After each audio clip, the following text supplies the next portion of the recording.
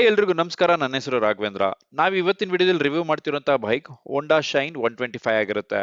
ಇದೊಂದು daily commuter bike ಆಗಿರುತ್ತೆ. ಮತ್ತೆ ಇದ್ರದ್ದು ಚಾಸಿಸ್ ಟೈಪ್ ನ ನೋಡಿದ್ರೆ ಡೈಮಂಡ್ ಟೈಪ್ ಇಂದ ಬಂದಿರುತ್ತೆ. ಇದು ಲೋ ಮೇಂಟೆನೆನ್ಸ್ ಬೈಕ್ ಆಗಿರುತ್ತೆ. ಮತ್ತೆ ಮೈಲೇಜ್ ಕೂಡ ನಮಗೆ ತುಂಬಾನೇ ಚೆನ್ನಾಗಿ ಬರುವಂತದ್ದು. ಸೊ ಅದರಿಂದ ನಮಗೆ ಡೈಲಿ ಕಮ್ಯೂಟಿಂಗ್ ಗೆ ತುಂಬಾನೇ ಹೆಲ್ಪ್ಫುಲ್ ಆಗುವಂತದ್ದು ಈ ಬೈಕ್ ಇಂದ. ಸೊ ಈ ಬೈಕ್ ಅಲ್ಲಿ ನಮಗೆ ಒಟ್ಟು 3 ವೇರಿಯಂಟ್ಸ್ ಬರುತ್ತೆ: ಡ್ರಮ್ ವೇರಿಯಂಟ್, ಡಿಸ್ಕ್ ವೇರಿಯಂಟ್ ಮತ್ತೆ ಲಿಮಿಟೆಡ್ ಎಡಿಷನ್ ವೇರಿಯಂಟ್. ಈ ವಿಡಿಯೋದಲ್ಲಿ ನಿಮಗೆ ಬೇಸ್ ವೇರಿಯಂಟ್ ಅಂದ್ರೆ drum brake variant, mid variant ಅಂತಂದ್ರೆ disc brake variant, top variant ಅಂತಂದ್ರೆ ಲಿಮಿಟೆಡ್ ಎಡಿಷನ್ ವೇರಿಯಂಟ್. ಸೊ ಇದಿಷ್ಟುದನ್ನು ಕಂಪಾರಿಸನ್ ಹೇಳ್ತಾ ಹೋಗ್ತೀನಿ. ಸೊ ಯಾವ್ದ್ರಲ್ಲಿ ಏನಿದೆ ಯಾವ್ದ್ರಲ್ಲಿ ಏನಿಲ್ಲ ಅನ್ನೋದನ್ನ. ಹಾಗೆ ಈ ಒಂದು ವೇರಿಯಂಟ್ ಅಲ್ಲಿ ಅಥವಾ ಈ ಒಂದು ಬೈಕ್ ಅಲ್ಲಿ ನಮಗೆ ಇರುವಂತಹ ಕಲರ್ ಆಪ್ಷನ್ಸ್ ನ ನೋಡೋದಾದ್ರೆ ಪರ್ಲ್ ಇಗ್ನಿಯಸ್ ಬ್ಲಾಕ್, ಜೆನಿ grey metallic, matte access grey metallic, rebel red metallic, decent blue metallic, pearl siren blue. So ಇದಿಷ್ಟು ಕಲರ್ ಆಪ್ಷನ್ಸ್ ಇರುವಂತದ್ದು. ಸೊ ಒಂದೊಂದೇ ಫೀಚರ್ಸ್ ನ ನೋಡ್ತಾ ಹೋಗೋಣ ಈ ಒಂದು ಬೈಕ್ ಅಲ್ಲಿ ಏನಿದೆ ಏನಿಲ್ಲ ಅನ್ನೋದನ್ನ. ಈ ವಿಡಿಯೋ ಇಷ್ಟ ಆದ್ರೆ ಮಾತ್ರ ವಿಡಿಯೋನ ಲೈಕ್ ಮಾಡಿ, ಚಾನಲ್ನ ಸಬ್ಸ್ಕ್ರೈಬ್ ಮಾಡಿ ಅಂತ ಹೇಳ್ತಾ ಸ್ಟಾರ್ಟ್ ಮಾಡೋಣ ಬನ್ನಿ. ಇಲ್ಲಿ ನೋಡ್ತಿರೋಂಥ ವೇರಿಯಂಟ್ ನಿಮಗೆ ಟಾಪ್ ಮಾಡೆಲ್ ಆಗಿರುತ್ತೆ. ಅಂದ್ರೆ ಇದು ಲಿಮಿಟೆಡ್ ಎಡಿಷನ್ ವೇರಿಯಂಟ್. ನೋಡ್ತಿರ್ಬೋದು ನಿಮಗೆ ಗೋಲ್ಡನ್ ಕಲರ್ ಅಲ್ಲಿ ಅಲಾಯ್ ವೀಲ್ಸ್ ಕೊಟ್ಟು ಡಿಸ್ಕ್ ಬ್ರೇಕ್ ನ ಕೊಟ್ಟಿರುವಂತದ್ದು. ಮತ್ತೆ ಕಲರ್ ಕೂಡ ನಿಮಗೆ ಶೈನ್ ಅನ್ನೋದು ಟ್ಯಾಂಕ್ ಮೇಲೆ ಕೊಟ್ಟಿರುವಂತದ್ದು. ಸೊ ಈ ತರ ಒಂದು ಚೇಂಜಸ್ ನಿಮಗೆ ಎರಡು ಗಾಡಿಯಲ್ಲಿ ಕಾಣಿಸುವಂತದ್ದು. ಇದು ನಾರ್ಮಲ್ ಗಾಡಿ ಬೇಸ್ ವೇರಿಯಂಟ್ ಆಗಿರುತ್ತೆ.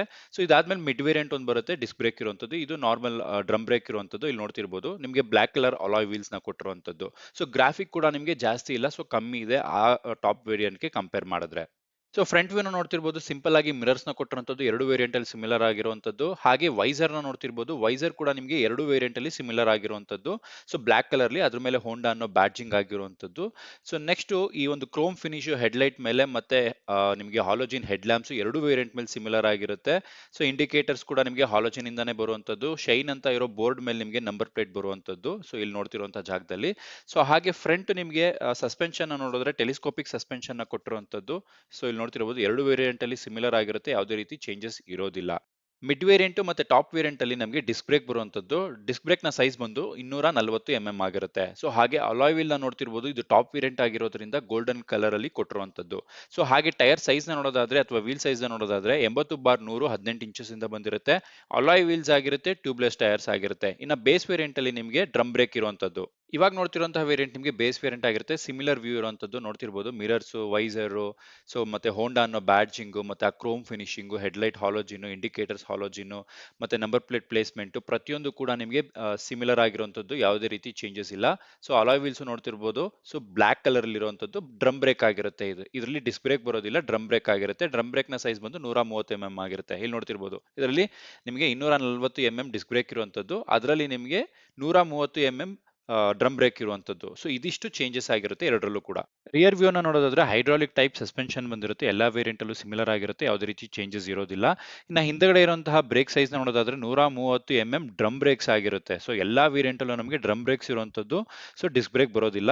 ಸೊ ಹಾಗೆ ಟೈರ್ ಸೈಜ್ ನ ನೋಡೋದಾದ್ರೆ 90/90 18 ಇಂಚಸ್ ಇಂದ ಬಂದಿರುತ್ತೆ. ಟ್ಯೂಬ್ಲೆಸ್ ಟೈರ್ಸ್ ಆಗಿರುತ್ತೆ, ಅಲಾಯ್ ವೀಲ್ಸ್ ಆಗಿರುತ್ತೆ. ಹಿಂದೆಗಡೆ ವ್ಯೂ ನೋಡ್ತಿರ್ಬೋದು, ತುಂಬಾನೇ ಸಿಂಪಲ್ ಆಗಿ ಕೊಟ್ಟಿರುವಂತದ್ದು. ಸೊ ಅಲಾಯ್ ವೀಲ್ಸ್ ಕೂಡ ನಿಮಗೆ ಸ್ಟ್ರಾಂಗ್ ಆಗಿರುವಂತದ್ದು. ಟೈನ್ ಸ್ಪ್ರಾಕೆಟ್ ಗೆ ಕವರ್ ಕೂಡ ಕೊಟ್ಟಿರುವಂತದ್ದು ಒಳ್ಳೆ ವಿಚಾರ ಅಂತಾನೆ ಹೇಳ್ಬೋದು ಈ ಒಂದು ಬೈಕ್ ನಲ್ಲಿ.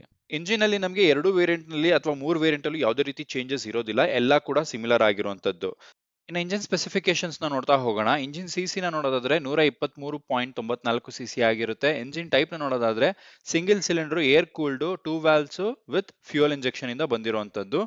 ಟಾರ್ಕ್ ನ ನೋಡೋದಾದ್ರೆ 11 Nm ಅಟ್ 6000 RPM ಇಂದ ಬಂದಿರುತ್ತೆ. BHP ನ ನೋಡೋದಾದ್ರೆ 10.59 BHP ಅಟ್ 7500 RPM ಇಂದ ಪ್ರೊಡ್ಯೂಸ್ ಆಗುವಂತದ್ದು. ಸೊ ಇನ್ನ ಗೇರ್ಸ್ ನ ನೋಡೋದಾದ್ರೆ ಇದರಲ್ಲಿ 5 ಗೇರ್ಸ್ ಇರುವಂತದ್ದು. ಸೊ ಎಲ್ಲ ಮೇಲ್ಗಡೆಗೆ ಹಾಕುವಂತದ್ದಾಗಿರುತ್ತೆ. ಕ್ಲಚ್ ಬಂದು ವೆಟ್ ಮಲ್ಟಿಪ್ಲೇಟ್ ಕ್ಲಚ್ ಇಂದ ಬಂದಿರುತ್ತೆ. ಸೊ ಇದ್ರದ್ದು ಫ್ಯೂಯಲ್ ಟ್ಯಾಂಕ್ ಕೆಪಾಸಿಟಿನ ನೋಡೋದಾದ್ರೆ 10.5 ಲೀಟರ್ 10.5 ಲೀಟರ್ ಆಗಿರುತ್ತೆ.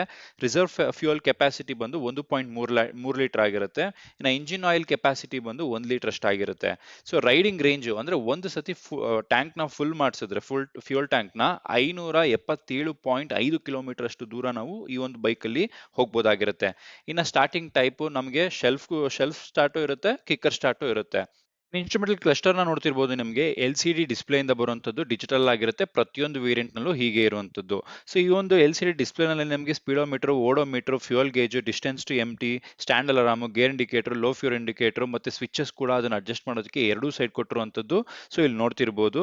ಸೊ ಇದರಲ್ಲಿ ನಮಗೆ ಬ್ಲೂಟೂತ್ ಬರೋದಿಲ್ಲ ಯಾವ ವೇರಿಯಂಟ್ಸ್ ಅಲ್ಲೂ ಕೂಡ. ಸೊ ಸಿಂಪಲ್ ಆಗಿ ಒಂದು LCD ಡಿಸ್ಪ್ಲೇನ ಪ್ರತಿಯೊಂದು ವೇರಿಯಂಟ್ಸ್ ನಲ್ಲೂ ನಮಗೆ ಕೊಟ್ಟಿರುವಂತದ್ದು. ಸೊ ಇದರಲ್ಲಿ ನಮಗೆ ಗೇರ್ ಇಂಡಿಕೇಶನ್ ಕೂಡ ಬರುವಂತದ್ದು ಅದೊಂದು ಒಳ್ಳೆ ವಿಚಾರ ಅಂತಾನೆ ಹೇಳ್ಬೋದು.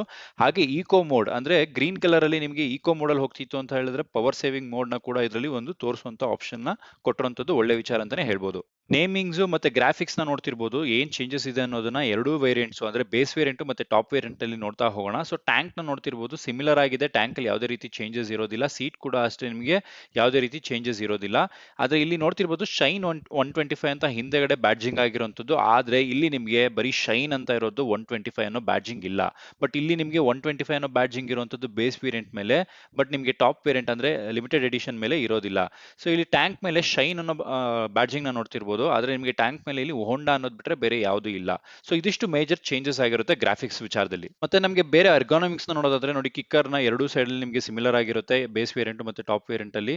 ಹಾಗೆ ನಿಮಗೆ ಇಲ್ಲಿ ಕೊಟ್ಟಿರುವಂತಹ ಬ್ರೇಕ್ ಪ್ಯಾಡ್ ಆಗಲಿ ಮತ್ತೆ ಫುಟ್ ರೆಸ್ಟ್ ಆಗಲಿ ಪ್ರತಿಯೊಂದು ಕೂಡ ಸಿಮಿಲರ್ ಆಗಿರುತ್ತೆ. ಸೊ ಹಿಂದೆಗಡೆ ಕುತ್ಕೊಳ್ಳೋರಿಗೂ ಕೂಡ ಫುಟ್ ರೆಸ್ಟ್ ಸಿಮಿಲರ್ ಆಗಿರುವಂತದ್ದು ಎರಡು ವೇರಿಯಂಟ್ಸ್ ನಲ್ಲಿ ಯಾವುದೇ ರೀತಿ ಚೇಂಜಸ್ ಇರೋದಿಲ್ಲ. ಹಾಗೆ ಇಲ್ಲಿ ಸೈಲೆನ್ಸರ್ ಮೇಲೆ ನೋಡ್ತಿರುವಂತಹ ಕವರ್ ಕೂಡ ನಿಮಗೆ ಎರಡೂ ವೇರಿಯಂಟ್ ನಲ್ಲಿ ಕ್ರೋಮ್ ಫಿನಿಶ್ ಅಲ್ಲೇ ಬಂದಿರುವಂತದ್ದು. ಬೈಕ್ ನ ಟಾಪ್ ಸ್ಪೀಡ್ ನ ನೋಡೋದಾದ್ರೆ 102 ಕಿಲೋಮೀಟರ್ ಪರ್ ಅವರ್ ಅಂತಾನೆ ಹೇಳ್ಬೋದು. ಸೊ ತುಂಬಾನೇ ಜಾಸ್ತಿ ಆಯ್ತು ಅಂತಾನೆ ಹೇಳ್ಬೋದು. ಈ ಒಂದು ಸ್ಪೀಡ್ ಎಲ್ಲಾ ವೇರಿಯಂಟ್ ನಲ್ಲೂ ಸಿಮಿಲರ್ ಆಗಿರುವಂತದ್ದು. ಸೊ ಮೈಲೇಜ್ ನ ನೋಡೋದಾದ್ರೆ 50 ಕಿಲೋಮೀಟರ್ ಇಂದ 55 ಕಿಲೋಮೀಟರ್ ಪರ್ ಲೀಟರ್ ಆಗಿರುತ್ತೆ. ಸೊ ಎಲ್ಲಾ ವೇರಿಯಂಟ್ಸ್ ನಲ್ಲೂ ಸಿಮಿಲರ್ ಆಗಿರುವಂತದ್ದು. ವೆಯ್ಟ್ ನ ನೋಡೋದಾದ್ರೆ 113 ಕೆಜಿ. ಸೊ ಪ್ರತಿಯೊಂದು ವೇರಿಯಂಟ್ಸ್ ನಲ್ಲೂ ನಮಗೆ 113 ಕೆಜಿಯೇ ಸಿಗುವಂತದ್ದು. ಸೀಟ್ ಹೈಟ್ ನಮಗೆ 791 mm ಆಗಿರುತ್ತೆ. ಹಾಗೆ ಗ್ರೌಂಡ್ ಕ್ಲಿಯರೆನ್ಸ್ ನಮಗೆ 162 mm ಆಗಿರುತ್ತೆ. ಸೊ ಗ್ರೌಂಡ್ ಕ್ಲಿಯರೆನ್ಸ್ ಬಗ್ಗೆ ಅಂತೂ ನಾವು ಚಿಂತನೆ ಮಾಡೋ ಹಾಗಿಲ್ಲ, ಬಿಕಾಸ್ ತುಂಬಾನೇ ಸ್ಪೇಷಿಯಸ್ ಆಗಿರುವಂತದ್ದು ಗ್ರೌಂಡ್ಗೂ ಮತ್ತೆ ಗಾಡಿಗೂ. ಸೊ ಇಲ್ಲಿ ನೋಡ್ತಿರ್ಬೋದು ನೀವು. ಈ ಸ್ಕೂಟರ್ ನ ವಾರಂಟಿ ವಿಚಾರಕ್ಕೆ ಬರೋದಾದ್ರೆ ನಮಗೆ 42,000 ಕಿಲೋಮೀಟರ್ ಅಥವಾ 3 ವರ್ಷ ಆಗಿರುತ್ತೆ. ಸೊ 3 ವರ್ಷ ಒಳಗಡೆ ಅಥವಾ 42,000 ಕಿಲೋಮೀಟರ್ ಒಳಗಡೆ ನಾವು ವಾರಂಟಿನ ಕ್ಲೈಮ್ ಮಾಡೋಕೆ ನಮ್ಮ ಕಂಪನಿ ಕಡೆಯಿಂದ ಆಪ್ಷನ್ಸ್ ನ ಕೊಟ್ಟಿರುವಂತದ್ದು. ಹಾಗೆ ಈ ಒಂದು ಸ್ಕೂಟರ್ ನ ಸರ್ವಿಸ್ ಶೆಡ್ಯೂಲ್ ನೋಡೋದಾದ್ರೆ ಮೊದಲನೇ ಸರ್ವಿಸ್ 1,000 ಕಿಲೋಮೀಟರ್ ಅಥವಾ 30 ದಿನದೊಳಗಡೆ ಆಗಿರುತ್ತೆ. ಎರಡನೇ ಸರ್ವಿಸ್ 6,000 ಕಿಲೋಮೀಟರ್ ಅಥವಾ 180 ದಿವಸದೊಳಗಡೆ ಆಗಿರುತ್ತೆ. ಮೂರನೇ ಸರ್ವಿಸ್ 12,000 ಕಿಲೋಮೀಟರ್ ಅಥವಾ 1 ವರ್ಷದೊಳಗಡೆ ಆಗಿರುತ್ತೆ. ಇದಿಷ್ಟು ಫ್ರೀ ಸರ್ವಿಸ್ ಆಗಿರುವಂತದ್ದು. ನೆಕ್ಸ್ಟ್ ಒಂದು ಸ್ಕೂಟರ್ ನ ಎಕ್ಸಾಸ್ಟ್ ನೋಟ್ ನ ನೋಡ್ಕೊಂಡು ಬರೋಣ ಬನ್ನಿ.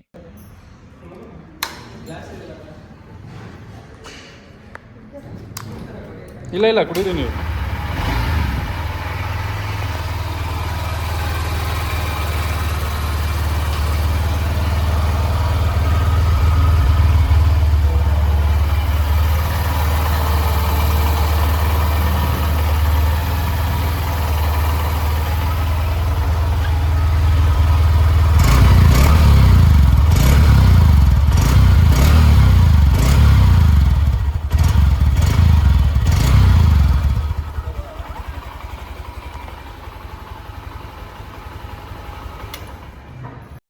ಸ್ಕೂಟರ್ನ ಎರ್ಗಾನಮಿಕ್ಸ್ ಎಲ್ಲ ತುಂಬಾನೇ ಪ್ರೀಮಿಯಂ ಆಗಿರುವಂತದ್ದು, ಯಾವುದೇ ರೀತಿ ಲೋ ಕ್ವಾಲಿಟಿ ಫೀಲ್ ಆಗೋದೆಲ್ಲ ಇಲ್ಲಿ ನೋಡ್ತಿರ್ಬೋದು. ಗೇರ್ ಲೀವರ್ ಆಗಲಿ, ಸೈಡ್ ಸ್ಟ್ಯಾಂಡ್ ಆಗಲಿ, ಡಬಲ್ ಸ್ಟ್ಯಾಂಡ್ ಆಗಲಿ, ಫುಟ್ ರೆಸ್ಟ್ ಆಗಲಿ, ಮತ್ತೆ ಬ್ಯಾಕ್ ಪಿಲಿಯನ್ ರೈಡರ್ದು ಫುಟ್ ರೆಸ್ಟ್ ಆಗಲಿ, ಮತ್ತೆ ಸ್ಯಾರಿ ಗಾರ್ಡ್ ಕೊಟ್ಟಿರುವಂತದ್ದು, ಮತ್ತೆ ಹುಡುಗಿಯರು ಕೂಡ ಕುತ್ಕೊಳ್ಳೋಕೆ ಫುಟ್ ರೆಸ್ಟ್ ನ ಕೊಟ್ಟಿರುವಂತದ್ದು ತುಂಬಾನೇ ಚೆನ್ನಾಗಿದೆ ಅಂತಾನೆ ಹೇಳ್ಬೋದು. ಸೊ ಇದು ಎಲ್ಲಾ ವೇರಿಯಂಟ್ಸ್ ನಲ್ಲೂ ಕೂಡ ಸಿಮಿಲರ್ ಆಗಿರುವಂತದ್ದು, ಯಾವುದೇ ರೀತಿ ಚೇಂಜಸ್ ಇರೋದಿಲ್ಲ. ಈ ಬೈಕ್ ನ ಆನ್ ರೋಡ್ ಪ್ರೈಸ್ ನ ನೋಡ್ತಾ ಹೋಗೋಣ. ಡ್ರಮ್ ಬ್ರೇಕ್ ಅಥವಾ ಬೇಸ್ ವೇರಿಯಂಟ್ ನ ಪ್ರೈಸ್ ಆನ್ ರೋಡ್ ಪ್ರೈಸ್ ನ ನೋಡೋದಾದ್ರೆ 1,01,000 ರೂಪಾಯಿ ಆಗಿರುತ್ತೆ. ಸೊ ನೆಕ್ಸ್ಟ್ ನಿಮಗೆ ಸೆಕೆಂಡ್ ವೇರಿಯಂಟ್ ಅಂದ್ರೆ ಡಿಸ್ಕ್ ಬ್ರೇಕ್ ವೇರಿಯಂಟ್ ಪ್ರೈಸ್ ನ ನೋಡೋದಾದ್ರೆ 1,06,000 ರೂಪಾಯಿ ಆಗಿರುತ್ತೆ. ಹಾಗೆ ಲಾಸ್ಟ್ ವೇರಿಯಂಟ್ ಅಂದ್ರೆ top variant limited edition variant price ನ ನೋಡೋದಾದ್ರೆ ಎಕ್ಸ್ ಶೋರೂಮ್ ಪ್ರೈಸ್ 87,402 ರೂಪಾಯಿ ಆಗಿರುತ್ತೆ. ಇನ್ಶೂರೆನ್ಸ್ 6,561 ರೂಪಾಯಿ ಆಗಿರುತ್ತೆ. ಟ್ಯಾಕ್ಸ್ ಮತ್ತೆ RTO ನಿಮಗೆ 12,900 ರೂಪಾಯಿ ಆಗಿರುತ್ತೆ. ಅದರ್ಸ್ ನಿಮಗೆ 500 ರೂಪಾಯಿ ಆಗಿರುತ್ತೆ. ಸೊ ಒಟ್ಟು ನಿಮಗೆ ಆನ್ ರೋಡ್ ಪ್ರೈಸ್ 1,07,500 ರೂಪಾಯಿ ಆಗಿರುತ್ತೆ. ಇದು ಟಾಪ್ ವೇರಿಯಂಟ್ ನ ಪ್ರೈಸ್ ಆನ್ ರೋಡ್ ಬೆಂಗಳೂರಿನಲ್ಲಿ ಆಗಿರುತ್ತೆ. ಸೊ ನೀವು ನಿಮ್ಮ ಹತ್ತಿರದ ಶೋರೂಮ್ಗಳಲ್ಲಿ ವಿಸಿಟ್ ಮಾಡಿ, ಟೆಸ್ಟ್ ರೈಡ್ ಮಾಡಿ, ನಿಮಗೆ ಪ್ರೈಸ್ ವಿಚಾರದಲ್ಲಿ ನಿಮಗೆ ಅಲ್ಲಿ ಇರುವಂತಹ ಏಜೆಂಟ್ಗಳನ್ನ ಕೇಳಿ ಅವರು ನಿಮಗೆ ಹೇಳ್ತಾರೆ, ಡಿಸ್ಕೌಂಟ್ ವಿಚಾರವನ್ನು ತಿಳಿಸ್ಕೊಡ್ತಾರೆ ಅಂತ ಹೇಳ್ತಾ ಈ ವಿಡಿಯೋನ ಇಲ್ಲೇ ಮುಗಿಸ್ತಾ ಇದ್ದೀನಿ. ಸೊ ಇನ್ ಯಾವುದೇ ಇನ್ಫಾರ್ಮೇಶನ್ಸ್ ನಿಮಗೆ ಬೇಕಿತ್ತು ಅಂತ ಹೇಳಿದ್ರೆ ಕಮೆಂಟ್ ಸೆಕ್ಷನ್ ಅಲ್ಲಿ ತಿಳಿಸಿ, ಅಲ್ಲಿ ತಿಳಿಸ್ಕೊಡ್ತೀನಿ ಅಂತ ಹೇಳ್ತಾ ಈ ವಿಡಿಯೋ ಇಷ್ಟ ಆಗಿದ್ರೆ ಮಾತ್ರ ವಿಡಿಯೋನ ಲೈಕ್ ಮಾಡಿ, ಚಾನಲ್ನ ಸಬ್ಸ್ಕ್ರೈಬ್ ಮಾಡಿ ಅಂತ ಹೇಳ್ತಾ ನೆಕ್ಸ್ಟ್ ವಿಡಿಯೋದಲ್ಲಿ ಸಿಗೋಣ. ಟೇಕ್ ಕೇರ್, ಬೈ ಬಾಯ್.